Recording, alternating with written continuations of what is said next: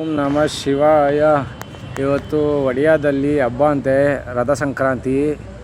ಓಕೆನಾ, ನನ್ನ ಹಿಡ್ಕೊಂಬಿಟ್ಟು ಇದ್ದಾರೆ ದೇವಸ್ಥಾನ ಹತ್ರ. 4 ದಿನದಿಂದ ಇರ್ರಿ ಹಬ್ಬ ಮುಗಿಸ್ಕೊಂಡು ಹೋಗಿರಂತೆ ಅಂತ. ಇವತ್ತು ನಾಳೆ ನಾಳಿದ್ದು 3 ದಿನ ಇಡೀ ಒಡಿಸ್ಸಾದಲ್ಲಿ ದೇವಿ ಮಂದಿರಗಳು ತೆಗೆಯಲ್ವಂತೆ, ಬೇರೆ ಶಿವ ಮಂದಿರಗಳು ಮಾತ್ರ ಅಂತೆ.